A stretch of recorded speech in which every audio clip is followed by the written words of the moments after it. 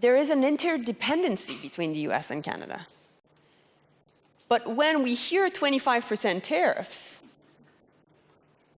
it's an existential threat. If the US administration is doing that to Canada, you're next.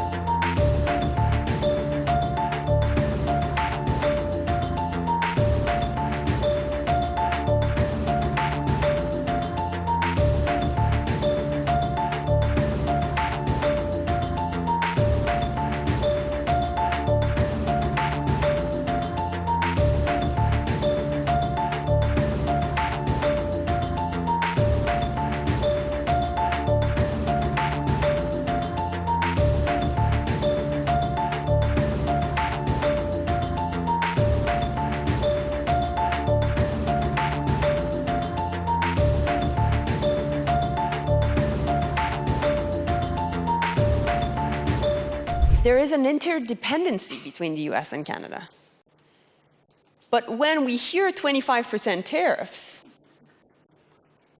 it's an existential threat, because this would account on hundreds of thousands of jobs in Canada being lost and higher unemployment rate coming from our best friend and best ally. So we have experience dealing with President Trump. We went through the renegotiation of NAFTA, which is called the USMCA.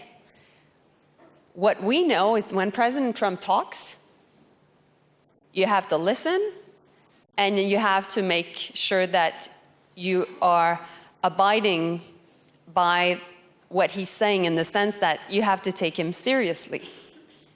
But what President Trump respects is strength. So from the moment that we were imposed 25% tariffs based on the fact that there was a fentanyl crisis in the US coming from Canada, let's go back on facts, 1% of fentanyl in the US comes from Canada, 1% of illegal migrants in the US come from Canada. So we had a very strong border plan. We made sure to engage with the Trump administration. We presented how we would make sure that the border would be secure. We had many allies in the Republican Party, many allies, of course, with the Democrats. And ultimately, what made a big, big change is when we said, you know what? $155 billion worth of tariffs against the US. And you saw the US markets tanking, and you saw also potentially the price of gas going up.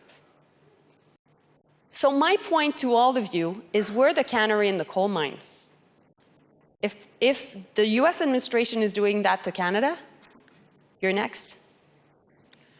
And we need to work together on this.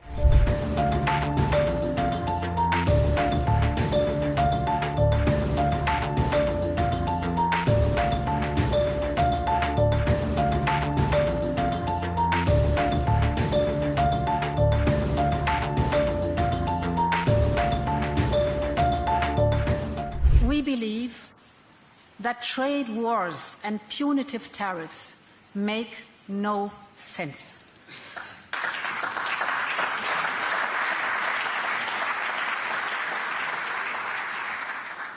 Tariffs act like a tax. They drive inflation. The hardest hit are inevitably workers, companies, the small income, the middle classes on both sides of the Atlantic. And we know how quickly tariffs can affect essential transatlantic supply chains. We do not believe that this is good business, and we want to avoid a global race to the bottom. But as I've already made clear, unjustified tariffs on the European Union will not go unanswered. And let me speak plainly. We are one of the world's largest markets. We will use our tools to safeguard our economic security and interests, and we will protect our workers, our businesses and consumers, at every turn. Of course, we're ready to find agreements that work for all, to work together to make each other more prosperous and more secure.